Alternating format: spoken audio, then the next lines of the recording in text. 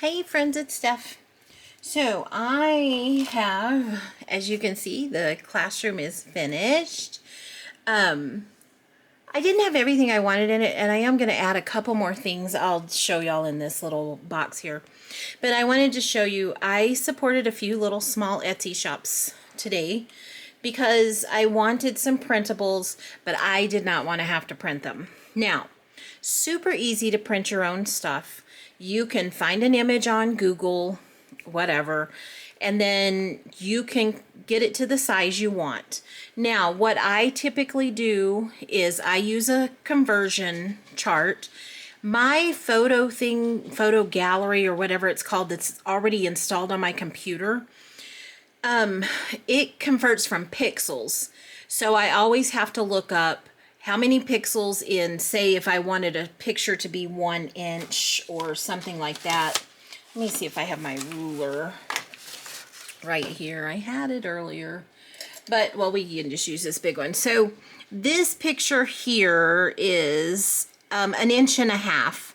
So I would want to know how many pixels are in 1.5 inches, and then I would scale down my picture to be that size, and then when I printed it, it would be the 1.5 inches. Okay, that's what I did with the pictures, like in my granddaughter's dollhouse and in my best friend's little reading nook library.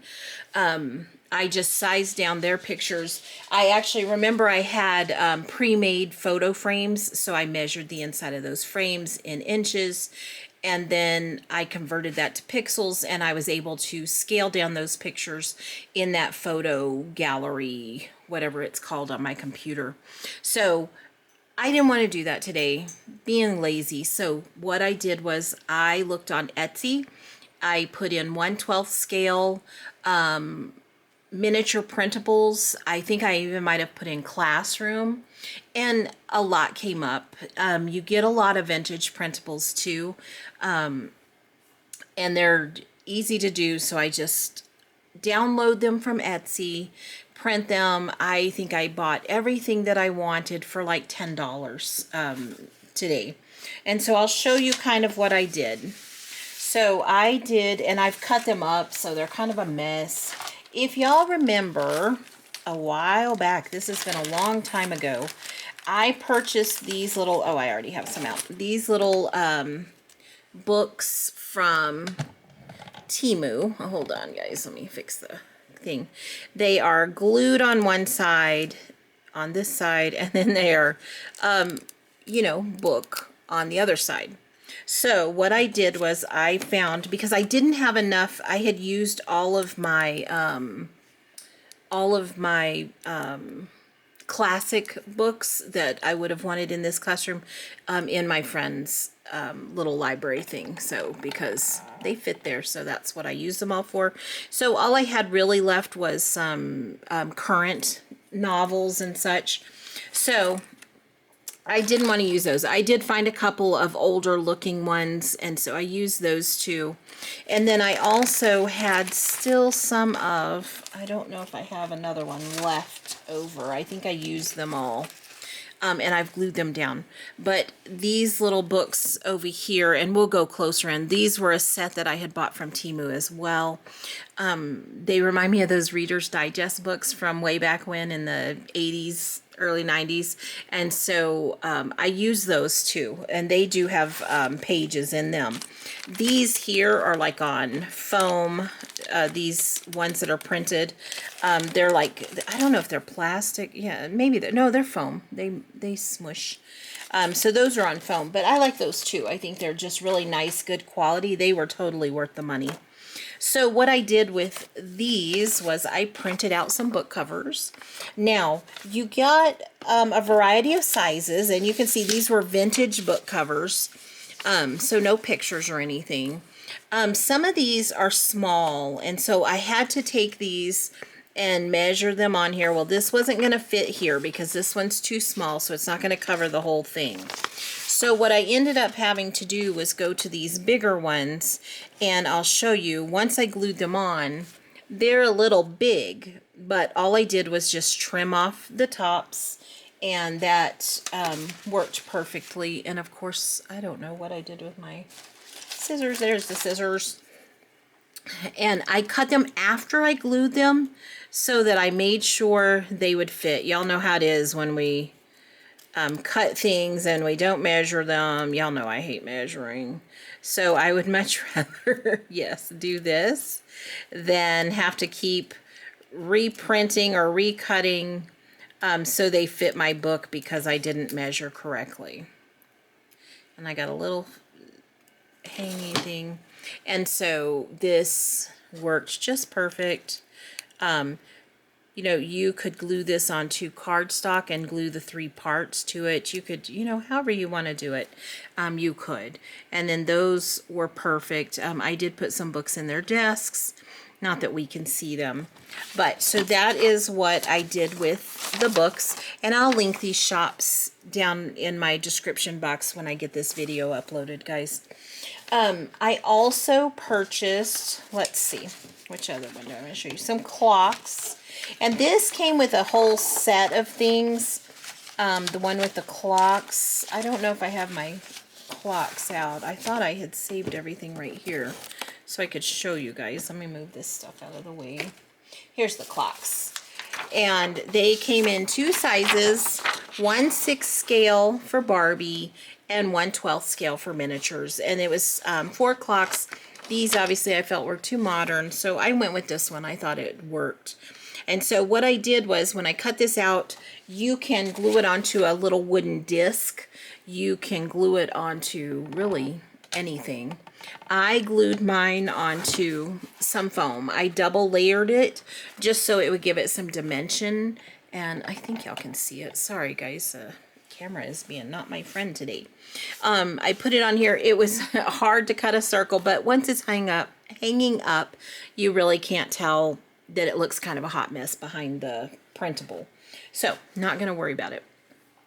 These all came in a classroom set of printables. Now these came in 1/6 scale and 1/12 scale. Don't be like me. Unless you need 1/6 scale, don't print them, you know, because it's just a waste of ink, because I will do nothing with these. So I did not pay attention though, and I printed the 1/6 scale. Typically they'll sell you both scales. Read in the descriptions, make sure of what you're getting. Now I made one mistake, y'all. I wanted some ABC cards. Y'all can probably remember in almost every classroom they had the ABC cards going across the chalkboards or the whiteboards. So I wanted some that were vintage. I really wanted these green ones to go across there, but all they had was that. So I found some on Etsy, and y'all, I did not pay attention. They were not a download. They're sending them to me. They're mailing them to me, and I had already purchased them. I'm not going to cancel a purchase because I made a mistake. What made me so upset though is the shipping costs more than the little ABC cards. So I'll figure out somewhere to use those in another project, or they'll go in one of our giveaway packages, because they are super cute and I think they'll be cute. It says that they're on cardstock and they're laminated, so we'll see what I get. But I felt like these fit the kind of vibe we're going for. I took creative license in this classroom, y'all. It's not one particular era or time frame. I kind of mixed a little together, because if you notice, and I'm going to take you guys off of the tripod so I can show you up close some of the stuff. So we've got the teacher desk. I did paint the chair, and I painted that desk. Remember, that was the dollar store desk. I sanded down the top because it was a little rough. And then I printed off some, those are like report cards and some papers that came in one of these printables that I got. I put some in the little mailboxes. I put some books in there. We have 2 games. We have Sorry and Scrabble, and y'all, those were not invented until 1940, I think, was the earliest Scrabble game. It was actually invented in 38, but it wasn't called Scrabble, and then I think it was not renamed Scrabble till 53 or 47. I cannot remember 100%. So I didn't even look up Sorry. I had looked up Yahtzee. Yahtzee was like 1953. So I didn't put Yahtzee in there, but I did put the Sorry game and the Scrabble game because I just liked them, y'all. They're so cute. And it's my classroom, so, you know, I can do it if I want to. You guys, though, this chalkboard is my favorite. Remember we talked about those old maps that used to hang above the chalkboards? I even had one hanging above my whiteboard in my modern day classroom. So I thought that would work. I just took one of those little skewer sticks that I have. I used a piece of fabric that I found. I tried paper, y'all, but I could not get the paper to wrap around there the way I wanted. You see, it's a little jaggedy. I did my best. Once I started working with it, it started fraying a little bit, so it got a little messed up. This is just thread and a little jump ring that I had in my jewelry stuff. So that was, you know, the little pull down thing. So we have a piece of chalk. This is just a toothpick painted white. This eraser is just a piece of felt cut into a little baby square. So I love the chalkboard. I was trying to find, I had a white chalkboard pen. It was very thick though. And I think I had thrown it away because it didn't work anymore, and I have not gotten another one. So I didn't have anything. I wanted to write on the chalkboard, but I didn't have anything to write on it with. So it's a blank, clean chalkboard. We'll just pretend this is the start of the day of school, and the teacher has not written anything yet. We've got the desks. I've put pencils. I took the pencils out of a Hobby Lobby set that I had. It came with 3 pencils and a little spelling pad, and here's the spelling pad. It had a pencil glued to it. Well, I took the pencil off of the spelling pad and used it, and then all these little pencils came in that set as well. This little box there, while it looks like a nice little wooden box, it is actually another printable that I got. I have to find that one. What did I do with it? It had a small box. Let me put the camera back, guys, so I can find that. I'll let y'all look at the classroom. So I had the classroom printables. I showed you guys that. Here's the little box. Super easy to put together. It had 2 sizes. This is the smaller box. I did not use that one. I just wanted that bigger one because I'm going to put some, I'm trying to find a ball. I guess I told y'all that, but I did put the jump rope in it. And that other thing in there is just the art kit that we had. I could not figure out a place to put the easels. So I just put the little art kit in there, like maybe it's a game or something. I made the jump rope out of this string. I just doubled it up, the string that's on the map. I just doubled it up and glued it, and then glued some beads on the end. So that's how I made the jump rope. But the box was super simple to make, gives you instructions. Again, I will link these below. Now, some of these shops give you a PDF download right away. Some send you to a Google account and you download them from the Google account. I honestly have not had any problems with either.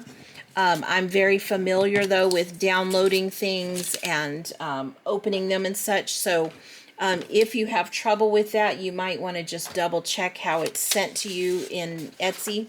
The thing I like about Etsy, y'all, is you're supporting a small business. You also get unlimited downloads, so if you lose it on your desktop or your computer crashes or anything, you can always go back to Etsy and get your downloads. This was the games. It came with, it's just an older look to the games. It came with Candyland, Monopoly, Yahtzee, something called the Merry Milkman, and then this was Scrabble. And I had to cut out another Sorry game because I didn't read the instructions, y'all. And I cut my little tabs off that I had to fold under. So yeah, I had to take the one from this one. Luckily, I printed 2 just in case. They fit nicely together, and you see that I just stuck them up on the shelf. On the classroom one, it came with a variety of printables. Some were bigger than I wanted. This one, see, it does have some ABCs, but this is not the one I was wanting. So I used the green one because I liked it. But I think I could have cut these apart. I just think they would have been too small. So these were some just random pictures that they have for the classroom walls. I really wanted to hang these two up, y'all. I'm so sad, but they were just too big. And I don't know if these were supposed to be 1/12 scale or 1/6, but they were too big, and I didn't feel like going and fiddling with them and trying to make them smaller, and I really had nowhere to put them anyway, so I didn't use them, but I really wanted to. I thought they were really nice. They printed well. They do, obviously, if you're printing in color, y'all know it uses a lot of ink, so you know, keep that in mind when you're printing out your stuff.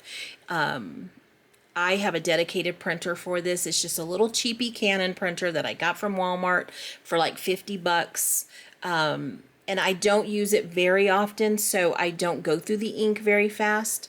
If you go through ink a lot, you might want to try to find like an Eco Tank or something like that. They're a little pricier. They're about $170.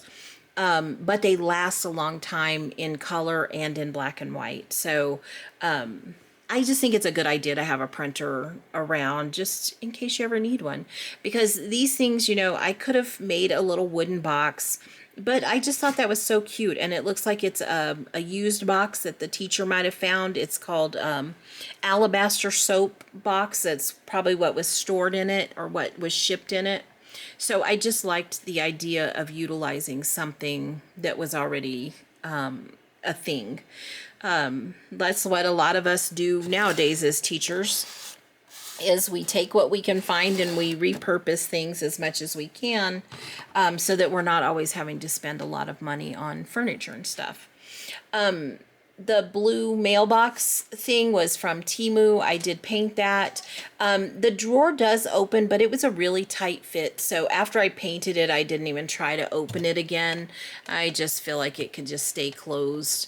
But that's all. Oh, I didn't tell you the little pencil thing, I believe, is from Hobby Lobby, I believe. I'm not 100%. I put the little candy sticks into just a little plastic glass I had sitting around. The only other thing I had was those bigger jars, and they just take up way too much space without trying to come up with another tabletop of some sort, and I did not want to do that. So there we go, guys. There's our classroom. I think it's adorable. Somebody had mentioned in the comments about Mod Podging the floor. I didn't, because it's just going to go on a shelf, and I just didn't feel like going through all of that. So yeah, I'm just being lazy today, y'all. But I love how it turned out. It totally matches my vision of what I wanted. I love that I put the window in, but the chalkboard has to be my favorite part. So tell me what your favorite part is. What would you have done differently? What do you think, if anything, I could add to it to make it seem more in use? You know, I feel like sometimes they feel like kind of flat, and I just try to make it look like it's something you could walk into this room and you could go to class and do your schoolwork and listen to the teacher. But let me know what you think. So up next is the dinosaurs, I do believe. I need to double check and make sure I have enough greenery for that one. If not, it might have to wait until after the holidays. I don't know if you guys remember, but I have a wooden box that was a gift from my daughter from Hobby Lobby. It's a room box, and it's an enclosed box. So it has all the sides. It has 3 sides, a top, and then it has acetate cover for the front so you can look in. I think I have decided I am going to make that our Christmas shop. I do, though, want to try to figure out if I have the tools to put 2 windows in, because I don't want it to be so dark. You know, I'm gonna try to put some lights in there. I do have those fairy lights that I used in the bird diorama, so I do have lights to use, but I want it to look more like a shop, and I feel like if it's just enclosed, it will look so dark. Let me know what y'all think about that. It is MDF made, though. It's very sturdy and heavy, so I will have to make sure I have the tools. If not, I have friends. I'll find somebody with a tool, a I probably just need a drill and then a little saw to saw through it. So my husband's Dremel might do it. I don't know, because it's so thick, y'all. But we'll talk about that next time, and I will show y'all the actual box. I didn't have room on the table today. But let me know what y'all think. Thank you all so much. I appreciate all the comments and the likes and subscribes. Make sure you hit that hype button if the video has a hype button. I have been trying to find hype buttons, y'all, on other videos that I watch, because I want to do that for people too, but I have not found a hype button. So I don't know if only certain channels have them, and honestly I have not investigated it at all, but I wouldn't have even known my channel had it except for my daughter saw them and she told me, she's like, Mom, you have a hype button.